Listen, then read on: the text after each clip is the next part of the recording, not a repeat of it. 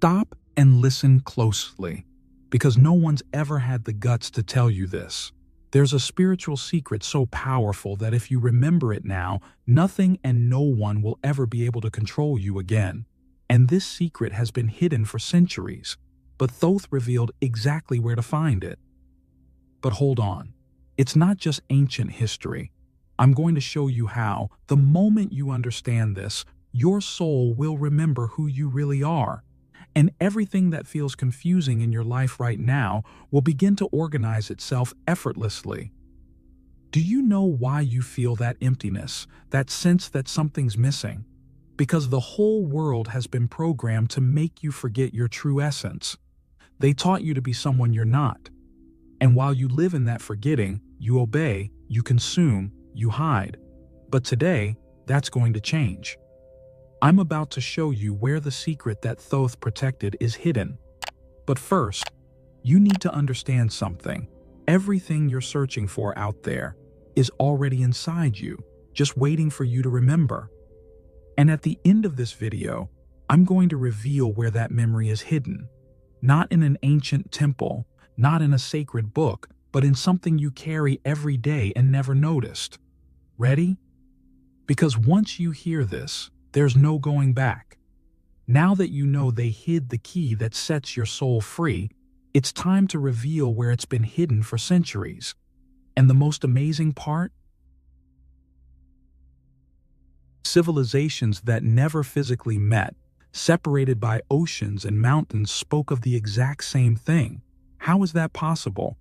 There was no internet, no phones, no shared books back then, and still, in Egypt, India, and Greece, masters said that at birth, the soul doesn't awaken, it falls asleep. To the modern man, birth is the beginning of everything, but to these ancient cultures, birth was the beginning of forgetting. They believed the soul came from a place where everything was clear, where there was no separation, where the memory of your true self was alive and pulsing. But upon entering the physical body, something happens, as if a veil was placed over your eyes, as if a fog covered what you once knew but can no longer access. In Egypt, Thoth said the body is not the problem.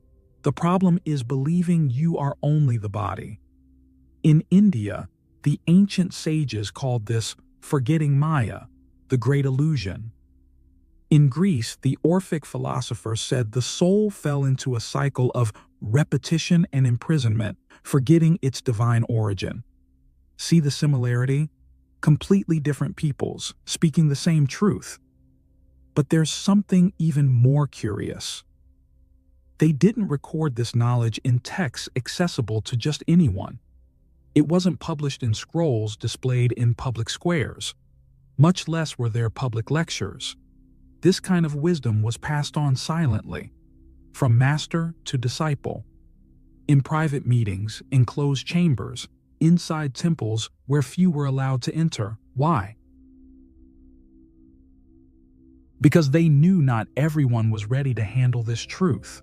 If an ordinary person, unprepared emotionally and spiritually, accessed this knowledge, their ego could use it to feel superior, to manipulate others, or even to escape reality instead of transforming it. These masters knew that true wisdom can only be passed on when the heart is clean.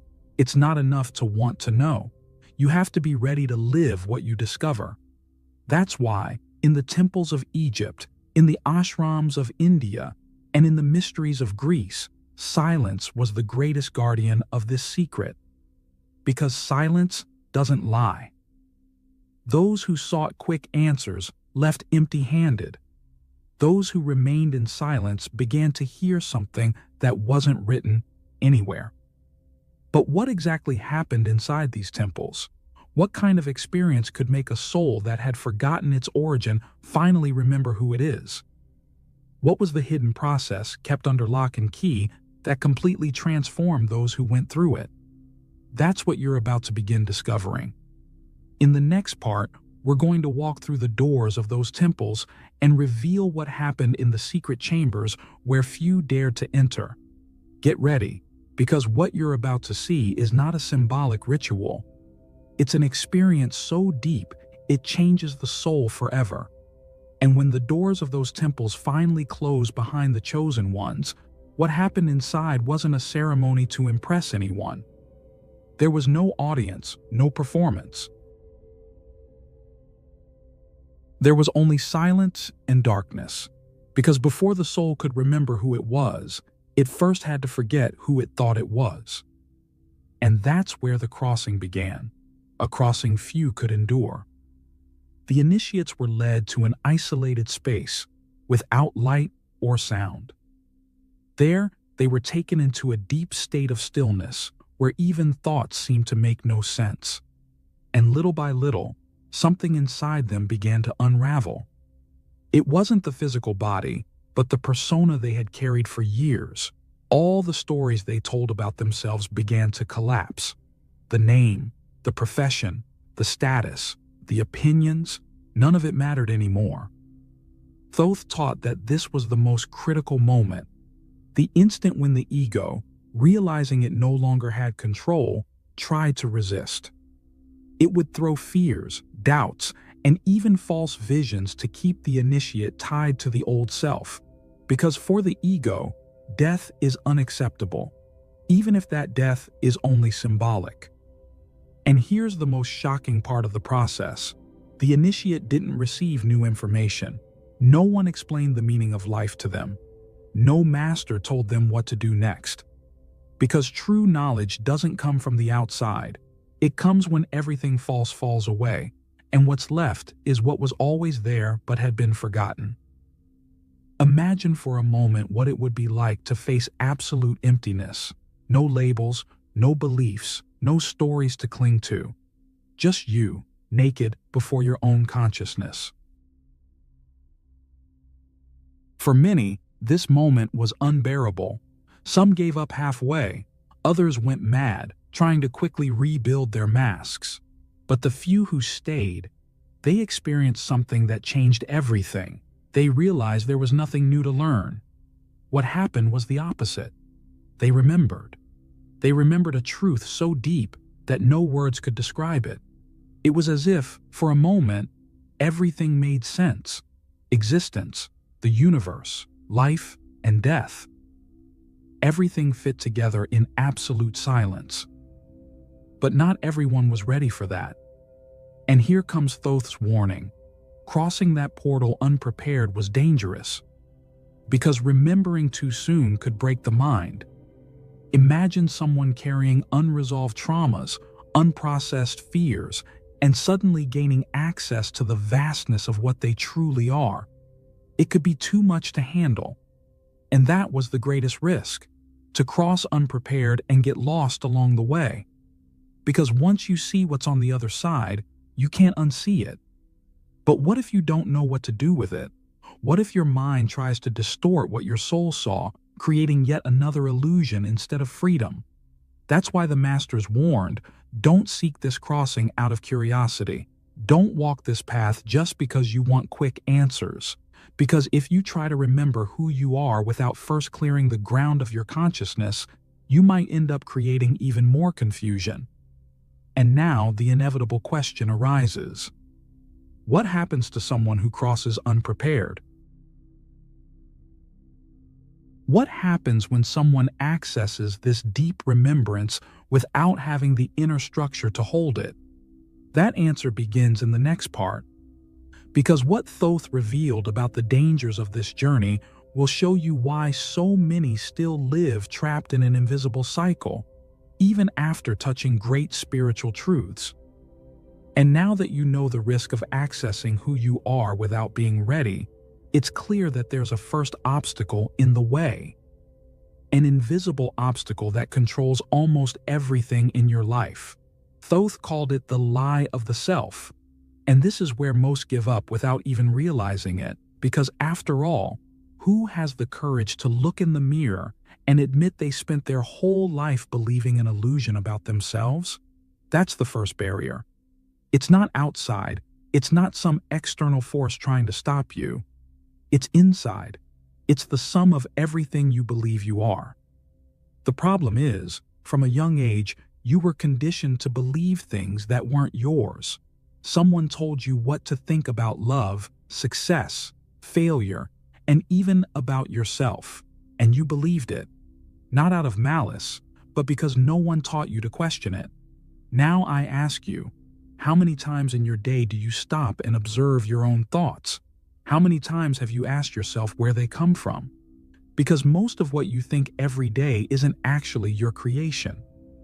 They're automatic repetitions of what you heard, saw, or experienced in the past. They're programs running in silence, like an app you don't even know is open, but that's draining all your energy. And this is where the first real practice of this path comes in. No distant mysticism. It's simple, direct, and difficult at the same time. Observe a negative thought that comes up in your mind. Pick one of those that always show up when you're tired, insecure, or frustrated. Now ask the question Thoth used to teach his disciples. Is this really mine? Or did someone put this in me? It sounds simple, but that question can crack open structures you've carried for years. Because when you start to realize that much of your emotional pain didn't come from your essence, but was learned, something begins to break inside. It's not destruction. It's liberation. Every thought you question is a chain that falls away. But here's the delicate part. The ego, which was built exactly to protect this false identity, will fight. It'll try to convince you that letting go of these beliefs is dangerous. It'll say that without these thoughts, you'll lose who you are. But the truth is, you were never those thoughts. They were just crutches for a self that didn't want to look into the void. And in that void, something starts to happen. When the old stories fall away, a silence appears. At first, that silence might feel scary. After all, you spent your whole life filling the silence with mental noise. But over time, you begin to realize that silence isn't empty. It's space. Space for something new to be born. Or better, for something old to return. Because when the first illusion falls, what's been asleep since your birth begins to wake up.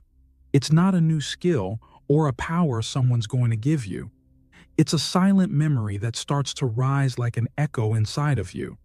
And when it starts to surface, everything you believed about life begins to lose meaning.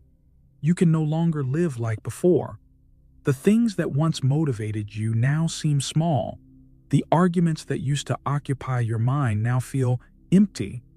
And even though the world around you stays the same, something inside has already changed. And that change is just the beginning. Because when that something awakens, it begins to guide your life in a way you've never experienced before. But what exactly is this silent presence that begins to rise when the false identity falls? How does it guide you? And why can almost no one sustain it for long? And when that memory starts to awaken inside you, something curious happens. For the first time, you realize there's a way of seeing that doesn't depend on your eyes. A silent perception that doesn't analyze, judge, or interpret. It simply sees. Thoth called it the single eye. Not a physical eye, not a mystical symbol, but a state of perception where truth doesn't need to be explained because it's already felt before it even becomes a thought. And maybe this has already happened to you, even if just for a few seconds. You know when you walk into a place and, without any logical explanation, feel that something's off? Or when you meet someone and, despite all the polite words, you feel something's being hidden. That's the single eye working without you realizing it. It's your soul picking up on the truth beyond the appearance. But why is this sense so dimmed in most people?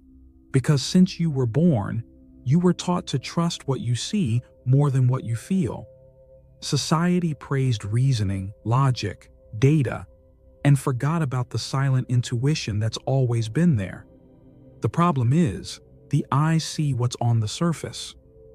The single eye senses what's underneath. And here's the first simple but transformative practice that Thoth left for his disciples. Close your eyes for a moment and stop searching for answers. Quiet the noise running in your head. Don't expect anything grand to happen. Just stay silent for 10 seconds. 10 seconds where you don't search, don't think, don't expect. Just feel. In that small space of silence, something begins to emerge. At first it might feel like nothing, but actually, that nothing is everything. Because it's in the silence that the single eye awakens. That's where, for a brief moment, you step out of the mental noise and realize there's something bigger happening inside you. Something that has no name, no form, and doesn't need explanations. And why is that so important? Because as long as you seek answers in the mind, all you'll find are concepts. But when you begin to feel with this direct perception, the answers don't come as thoughts. They come as clarity. A clarity that doesn't need words because it's already whole in itself. But here comes a crucial point. This perception is only the beginning. It's like opening a crack in a door that's been locked for years. The light starts to come in, but there's still something deeper hidden on the other side. Because realizing the truth is one step, but living from it is a completely different one. And that next step involves something no one else can give you. No master, no book, no video. Because what comes next is the unique vibration of your soul, something that can't be taught, something only you can feel. And that's exactly what you're going to start seeking from now on. In the next part, you'll discover that there's a silent frequency inside you, a sound that has never been spoken in words, but has been vibrating silently since the day your soul first awakened. And when you find that sound, everything starts to make sense. There's something vibrating inside you from the very beginning of your existence. It's not a voice with words. It's not a sound you can reproduce with your mouth or hear with your ears. It's a silent frequency, a vibration so intimate that most people go their whole lives without realizing it's there. Thoth called it the invisible name. But it's not a name like John, Mary, or anything else. It's the sound that describes who you truly are without needing a single letter. And maybe you've already felt it without being able to explain. You know that moment of sudden peace, when, for a second, everything feels right, even though nothing outside has changed. Or that strong intuition that comes out of nowhere, when your mind's still confused but something inside you already knows what to do. It's in those little silences, in those subtle moments, that this vibration shows up. Not as a thought, but as a silent certainty. And why do we call it the invisible name? Because unlike the names they gave you out here, this name doesn't limit you. It doesn't define you by profession, nationality, or appearance. It's the pure vibration of your essence. It's your soul's signature in the universe. And no one can copy that. It's unique, only yours. The craziest part is that, even without knowing, you've already heard this sound. Not with your ears, but with your heart. And it's been calling you since you were born. But the noise of the world and the voices in your mind drowned it out. The busy life, the worries, the distractions, all of that piled on layer after layer over that original vibration. But it never disappeared. It just went dormant, waiting for you to finally create enough silence to hear it again. And when you start hearing that inner sound, something changes in how you see the world. You realize that the answers you were searching for outside were always inside. That the feeling of emptiness wasn't the lack of something external, but the absence of that inner connection. And when that connection happens, there's no going back to who you were before. But pay attention, because here comes an important point. When that vibration awakens, it doesn't just bring light and peace, it begins to shine a light on everything that's been hidden inside you, even the parts you tried to forget. Traumas, fears, and memories you buried deep so you wouldn't feel them anymore. All of that starts to rise, Because your soul's sound doesn't just remind you who you are, it also reminds you of what you tried to erase, and that's the next door you'll have to go through. Because remembering who you are isn't just about feeling peace and light, it's also about having the courage to look at the parts you've hidden. And when those parts come up, you have two choices: run from them and go back to the illusion, or go through them and finally set yourself free. And it's in that moment, when the silent sound of your soul begins to vibrate stronger, that something inevitable happens. Along with the memory of who you truly are come the memories of what hurt you along the way. Because there's no real light that doesn't shine on hidden shadows. And this is where many people give up. Because it's easy to seek peace, but not everyone is willing to face the pain. Thoth called this process soul purification. Not as punishment or suffering imposed by someone else, but as a natural cleansing. Imagine your soul like a river that, over time, got full of rocks and debris. The flow is still there, but it's blocked. The purification process is nothing more than letting that water run freely again. But to do that, you have to have the courage to look at everything that's been jammed in there. And what pains are those? They're the ones you tried to forget. Childhood wounds you never healed. Words that hurt you and that you repeated silently to yourself for years. Situations that made you believe you weren't enough, that you didn't deserve love, that you couldn't trust people. All of that got stored deep in your memory, hidden because it hurt too much to remember. But here comes the most important revelation of this part. The suffering only keeps existing because you reject it. Every time you run from the pain, it grows. Every time you hide what you feel, it becomes a weight inside you. But the moment you choose to look at it without running, something different happens. The pain begins to dissolve. Not because you fight it, but because you finally embrace what you spent your whole life denying. It's like telling yourself, yes, that happened. Yes, I suffered. But that doesn't define who I am. And in that moment, the pain loses its control over you. It becomes just a memory, no longer a prison. And you know what happens when that purification starts to take place? Your soul begins to take over your life. For the first time, your mind stops being the commander and becomes just a tool. Because up until now, it was the mind setting the pace. It decided what you believed, what you feared, what you avoided. But when the soul awakens, it doesn't shout orders.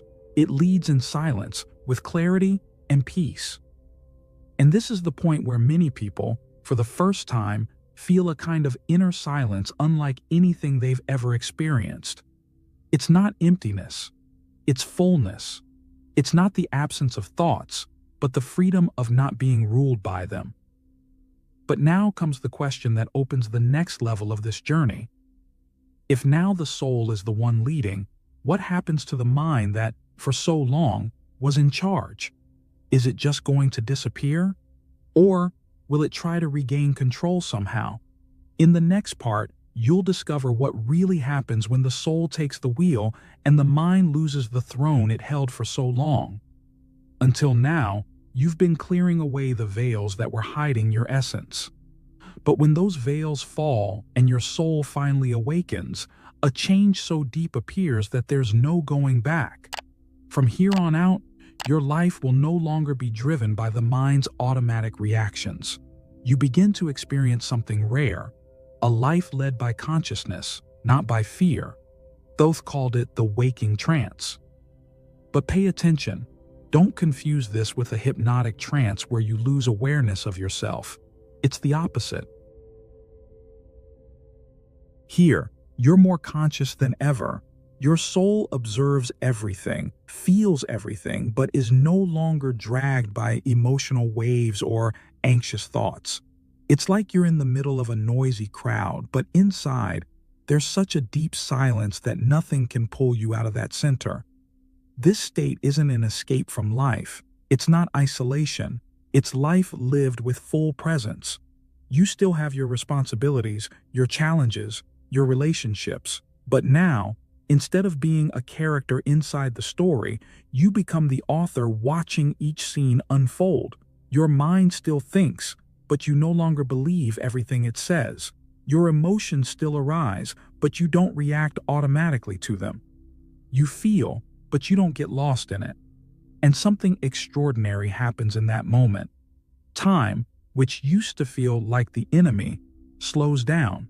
That constant feeling of rushing, of being late, of never having enough hours in the day disappears. Because when you're present, time doesn't run. It stretches. Each moment, no matter how simple, becomes deep. You could be washing dishes or walking down the street and still feel a peace that used to seem impossible in the middle of daily life. On top of that, the emotions that used to dominate you lose their power. Anger doesn't control you anymore because you watch it arise and let it go without clinging to it. Anxiety doesn't paralyze you because you see it's just a fast-moving thought trying to predict the future. Sadness doesn't turn into despair because you embrace it without identifying with it. It's like your soul is saying, "I'm here, nothing can shake me." And with that, an internal space appears where, for the first time, you can choose. Not react automatically, not repeat old patterns, but choose. Choose what to feel, what to think, how to act. This inner freedom is something the ego could never give you. Because the ego lives off conditioning, off automatic responses, off unconscious impulses. The soul doesn't. It's free. It observes, understands, and acts from clarity, not from a need to control. But maybe the biggest transformation is in how you begin to see the world around you. Because when your soul takes over, you no longer see people as enemies, competitors, or threats. You start to realize that each person carries their own pain and confusion, just like you carried not long ago. And that awakens compassion. Not that forced compassion that says you have to love everyone, but true, silent compassion that understands without needing to justify. Now here's the question most people don't want to ask. Is it possible to live like this all the time? Because in the silence of a temple, at a spiritual retreat, or in meditation, it seems easy to keep that clarity. But what about when you return to the real world? The chaotic traffic, the tight deadlines, the family and work conflicts. Can that inner peace survive the collision with everyday life? This is where most people stumble. Because the mind, which stayed quiet for a while, starts trying to take back control. It whispers, "This is nice, but it doesn't work in the real world." And if you believe that, you go back to the old pattern. Back to autopilot, to rushing, to constant worry. Because the real challenge isn't waking up. The real challenge is staying awake in the middle of the chaos. And this is where the real learning begins. Because remembering who you are in a quiet temple is easy. What's hard is remembering who you are when your boss is pressuring you, when someone criticizes you unfairly, when life feels unfair. It's in those moments that you'll find out if your soul really took over, or if it was just a fleeting glimpse. In the next part, we're going to dive into that challenge, how to sustain this state of presence in the middle of the world, how to not get lost again in old habits, because your soul has already awakened. But will the mind accept taking the back seat? Or will it fight to reclaim the throne? This is where the test begins, the one that separates those who live a superficial awakening from those who truly embody the soul's truth.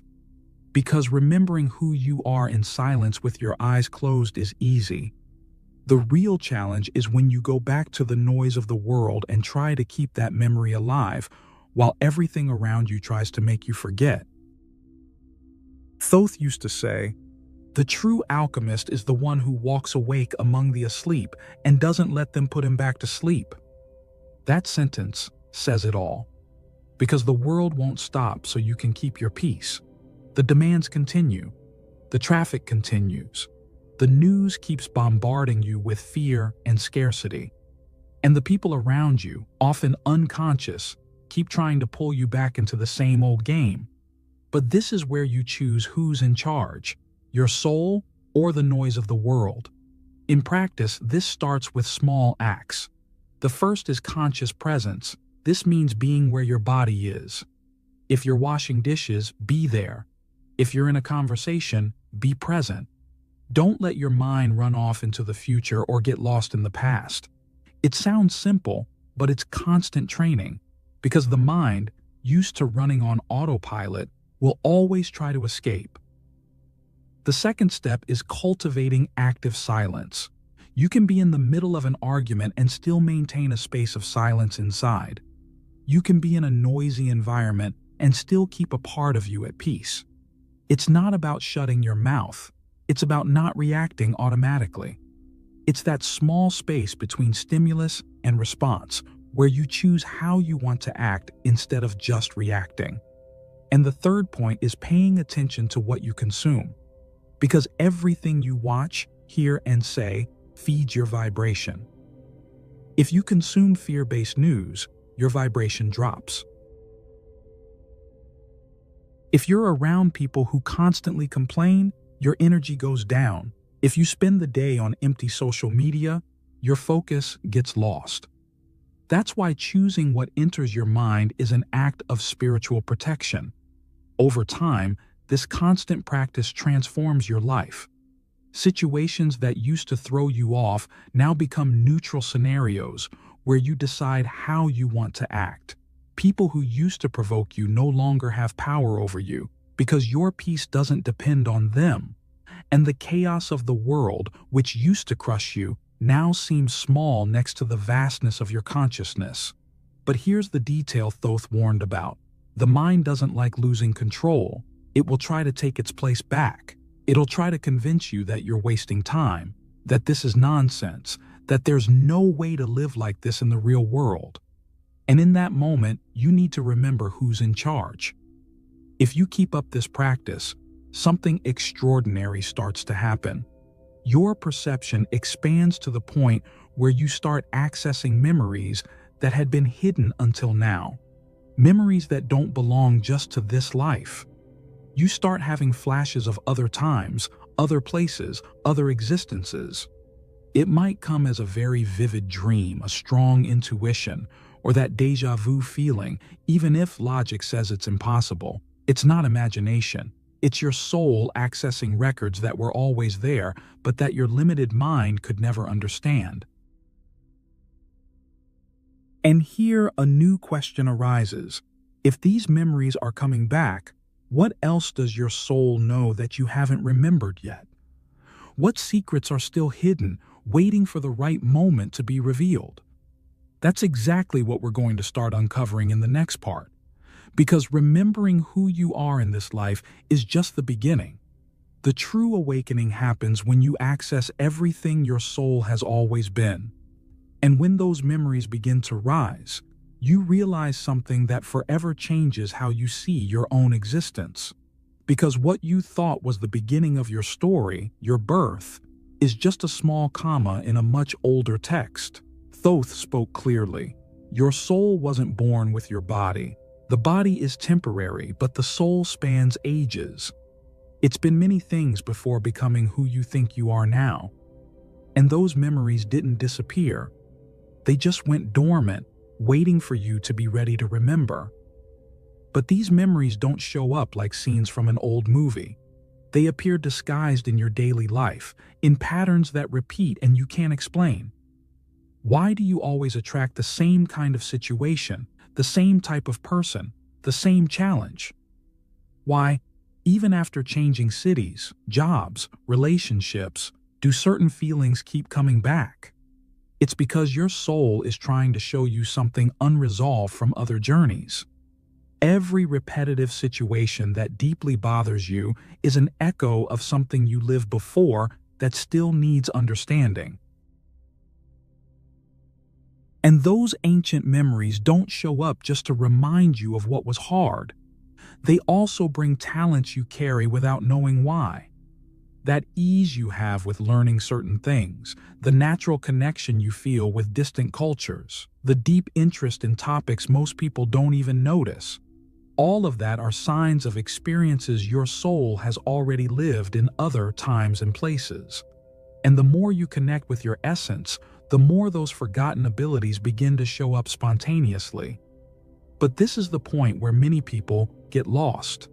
Because as they start accessing these memories, the mind tries to turn them into stories, into logical explanations, into narratives that satisfy curiosity. But soul memories aren't here to feed the ego. They're here to free your consciousness. If you try to control the process, you just end up creating new illusions instead of finding the truth. And now that the memories of other lives have started to reveal themselves, a new dilemma shows up in front of you. Because when those memories come, they don't arrive organized, easy, or logical. They come as fragments, as old feelings you can't figure out alone. And this is where many people trip. Faced with the unknown inside, most run outside, searching for books, teachers, gurus, more and more courses. In a desperate attempt to organize what they're feeling, they hand over their own journey to someone who can't live it for them. But Thoth was crystal clear about this. The true master, the one who can guide you through paths no one else can see, has never been outside. He's always been within. And he doesn't use human words. He speaks through your awakened consciousness. A silent, subtle voice that doesn't try to convince you of anything, but knows exactly what to do when you quiet the distractions. This inner voice doesn't speak through logic, but through felt truth. It shows up as that certainty that comes before thought even starts, like that sense of peace that, even in doubt, makes you realize you're on the right path. That's why it goes unnoticed by those who only live in the noise of the mind. If you expect the inner master to speak with clear explanations, you'll miss the chance to hear him. So how do you start accessing this voice in real life? Not by looking for more information, but by asking fewer outside questions and creating more inner silence, by making space between one thought and another. Because while you're chasing quick answers, you're closing the door through which the master wants to speak. He doesn't compete with your anxiety. He waits for you to get still. That's why one essential exercise is simple. In front of any decision, pause. Close your eyes. Breathe and feel. Don't think. Feel. What comes first, before any thought? What rises in the empty space before your mind starts to argue? That's the voice. It won't try to convince you. It'll just show you. But to see it, you have to be willing to look without expectation. Over time, you'll notice that this voice doesn't give you instant comfort. Sometimes it points to the hardest path, because it's not interested in keeping you comfortable. It wants you to grow, to remember. And remembering isn't always comfortable. That's why so many people run from true intuition, because it doesn't tell the ego what it wants to hear. It tells the soul what it needs to do, and this is where Thoth believed the greatest test of all begins. When you start accessing this inner voice and feeling its silent truth, the mind realizes it's losing control, and that's when it creates its most sophisticated trap. It puts on a spiritual mask.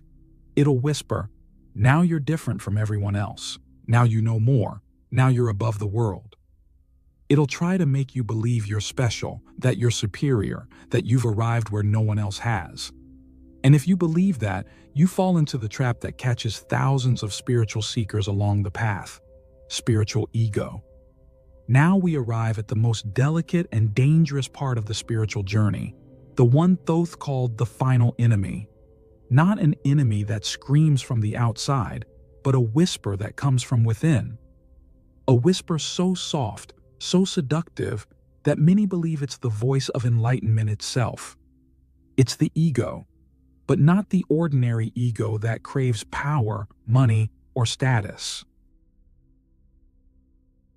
We're talking about the ego that puts on a mask of light, that disguises itself as a master, a guide, a savior, and that's what makes it the most dangerous of all. Thoth said the final trap isn't in the outside world, it's in the subtle pride that shows up when someone starts to see themselves as special for having awakened. That's when the seeker risks getting lost right where they thought they'd been found, because the true prison isn't ignorance, it's pride disguised as wisdom. See the danger. The ego doesn't disappear when you step onto the spiritual path. It just changes clothes. It takes off the obvious masks of worldly vanity and puts on robes of purity and compassion. But behind that disguise, it's still feeding separation. When you start thinking, I'm an awakened being, different from those who are still asleep, you've already fallen into the trap. Because where there's separation, there's no unity. And where there's no unity, there's no real enlightenment. That's why so many people who chase the light end up, without realizing it, creating a new kind of darkness, spiritual judgment. They look at the world and feel superior for understanding what others don't yet see. They confuse knowledge with consciousness. They confuse information with transformation. And they forget that real light doesn't scream, doesn't show off, doesn't impose. It just exists, silent and present, lighting everything around it without needing recognition. So how do you know you've fallen into this game? Thoth taught that the spiritual ego reveals itself when you feel the need to tell others how they should live, when you silently judge those still stuck in patterns you've already overcome, when you feel impatient with those who don't evolve at your pace. True light doesn't need anyone to keep up. It walks alone in peace, without hurry and without pressure. Watch your reactions. When someone questions your spiritual beliefs, how do you respond? With calm or with defensiveness? With openness or resistance? The spiritual ego always wants to be right, always wants the last word, even if it uses sweet and peaceful words to hide its pride. But awakened consciousness doesn't need to convince anyone. It doesn't need to prove anything. It knows every soul has its own time and path, and because of that, it doesn't interfere with anyone else's process. And there's something even more subtle. The spiritual ego, in its final disguise, starts to take pride in its own humility.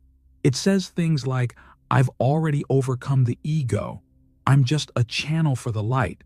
But if you look closely, these statements hide a quiet need for recognition. As Thoth warned, the true wise one doesn't need to say they're wise. Their silent presence is enough. Here's the key. The ego feeds off the need to be someone special, even when that need is to be spiritually special. As long as there's a need to be someone, more awakened, more pure, more evolved, the ego is still present. True transcendence happens when you let go of even that need, when you no longer try to be someone, but just to be in the purest, quietest sense of the word. And this is where the spiritual journey becomes a paradox, because you don't fight the ego to defeat it. You simply stop feeding it. And how is it fed? Through comparison, through the silent competition of who's closer to the light. When you stop comparing yourself, when you stop measuring your growth against others, the ego starts to weaken. But few reach this point, because it's easier to fight the obvious ego than to recognize the subtle one. It's easier to give up worldly addictions than to silence the inner need to feel special. That's why Thoth said, stay watchful until your last breath, because the ego can hide in any corner of your consciousness. But there's a final test. Can you love someone who's still lost without needing to change them? Can you look at someone who's just starting their journey and see in them the same value you see in yourself? If the answer is yes, then you've started to dissolve the ego's last mask, because real love doesn't wait for change to love. It loves in the now, exactly where the other soul is, without conditions. But this stage isn't the end of the journey. It's just the preparation for the return to the source, the final stage that Thoth kept as the greatest mystery. A stage where there's no more I and other, no more path to walk, just being, pure and silent. And that's when the inevitable question comes. Are you ready to let go of even your spiritual identity? Because only those who pass through that final portal can, at last, return to the original state. And in that moment, something silent happens. There's no celebration, no fireworks. The ego expected a grand spectacle at the moment of final enlightenment. But what appears is a deep inner silence, a silence that doesn't ask for applause. That's when you realize that everything you were searching for, everything you were fighting to reach, was always present inside you, not as an achievement, but as an eternal presence that was never gone. Thoth called this moment conscious unity. Here, there's no more separation between you and the universe. There's no more seeker and sought, no more master and disciple. Everything is one field of consciousness, flowing effortlessly. You no longer feel the need to look for answers because you realize that life itself, in its simplicity, is already the answer. There are no more questions because there's no one left to ask. There is only being. And how does this show up in everyday life? In a surprisingly simple way. It's not an altered state where you float or leave your earthly responsibilities behind. On the contrary, conscious unity reveals itself when you breathe with presence, when you feel the wind on your skin, when you drink water and recognize the miracle in that simple act. It's in every ordinary gesture that now becomes sacred, not because it changed, but because your awareness changed. Here, spirituality is no longer something separate from life. It becomes life itself. You don't need elaborate rituals or complicated techniques to feel connected anymore. It's enough to be where you are, fully, without wanting to be anywhere else.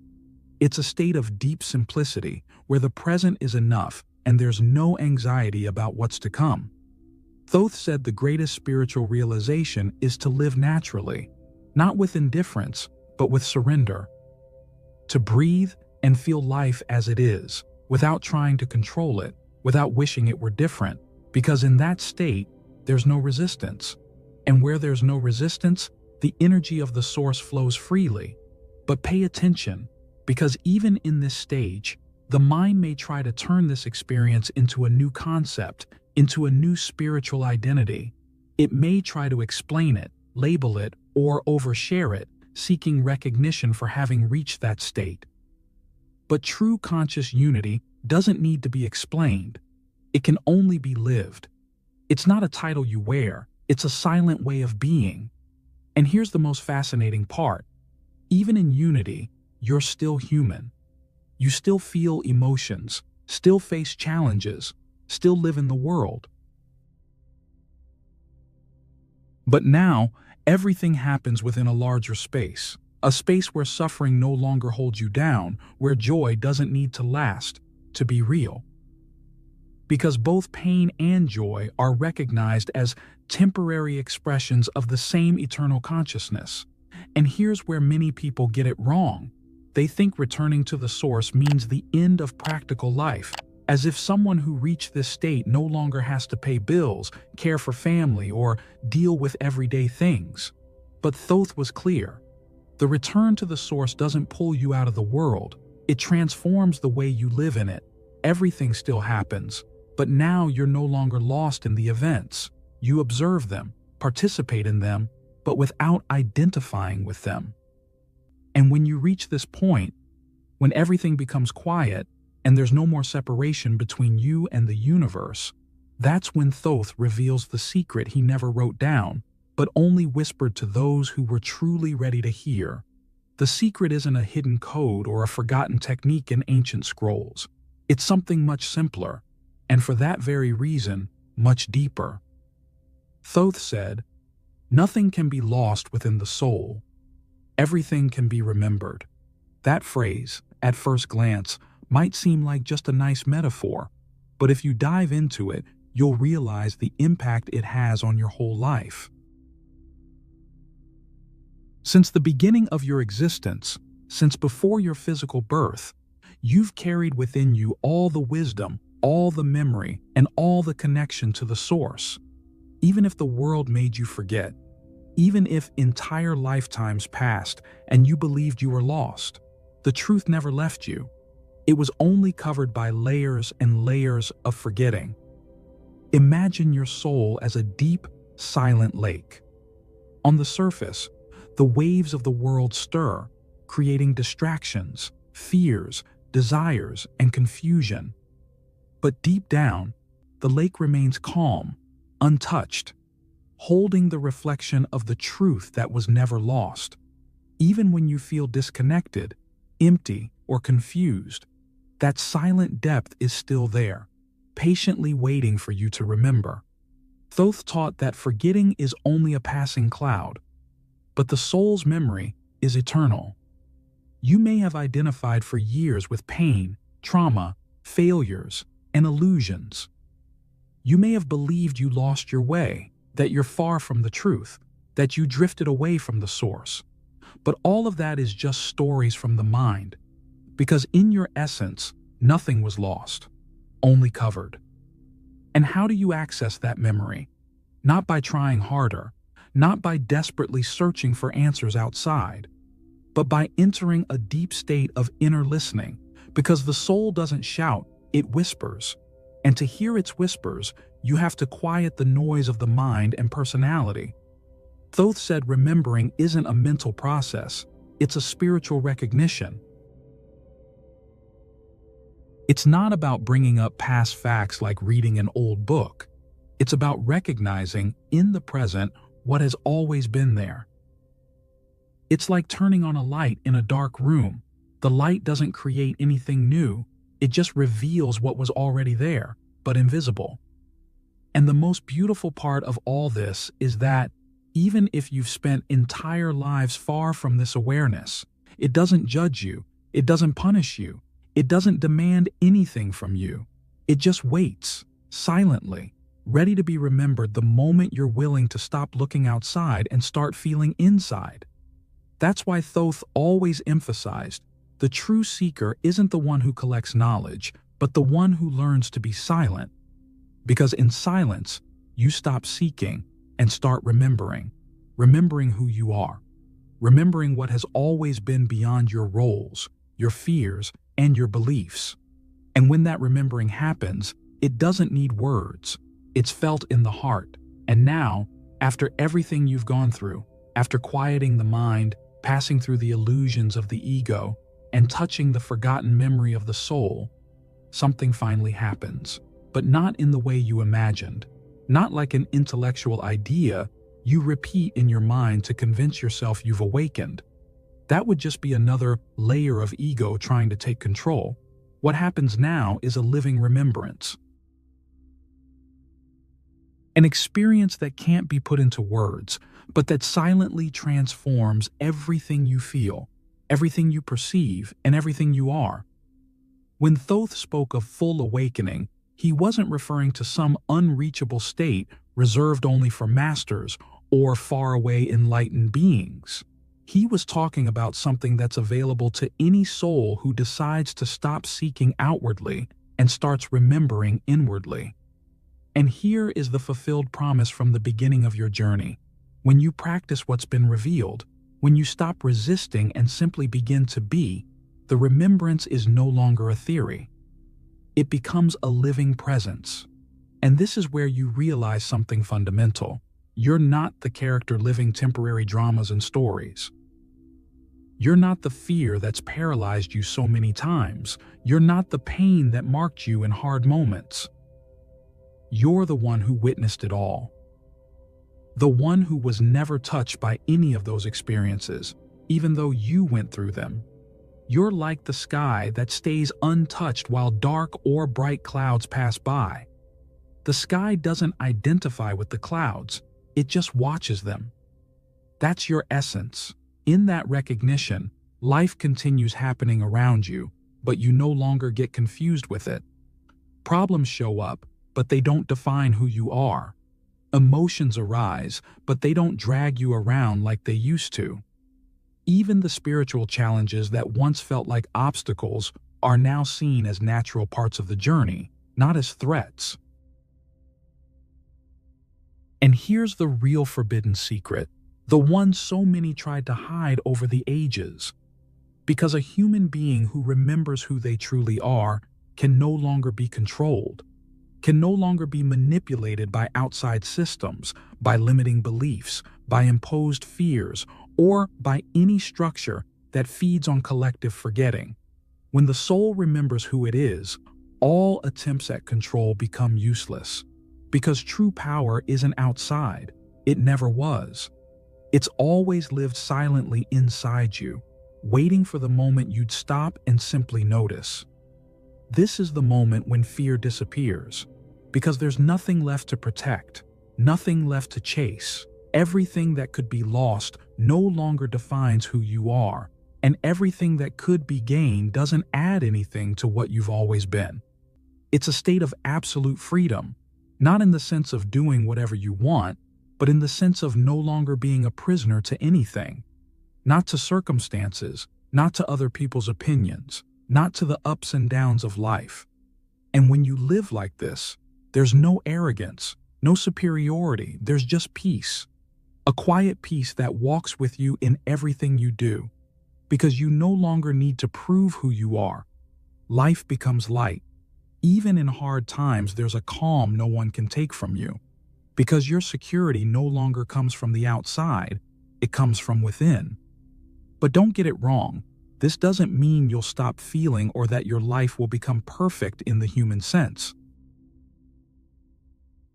You'll still feel joy and pain, still face choices and challenges. The difference is that now you know all of that is just part of the temporary game of existence, and it doesn't touch who you really are. And because of that, suffering loses its weight. It still happens, but it doesn't pull you under anymore. Thoth said this is the true awakening, to remember who you've always been, even while playing the game of life, to live in the world without getting lost in it, to dance with existence, but never forget the silence watching the dance. And now, there's nothing more to seek, because what you've been looking for since the beginning has been inside you all along. And now, you don't just believe that as an idea, you feel it. And no one can take that feeling away from you. If you've made it this far, it's because something inside you has already started to remember. So tell me in the comments, what part of this message moved you the most? Write like this: I am remembering who I am. I want to see who really felt this happen now. Oh, and if you want to help this channel spread more content like this around the world, there's a special link in the first pinned comment for you to contribute directly and be part of this mission. Every bit of help you give helps this message reach those who need it most. And before you go, pay attention. I picked a special video here on the screen so we can keep going on this journey together. That's where I'll show you the next key to this awakening, so click on it and meet me there.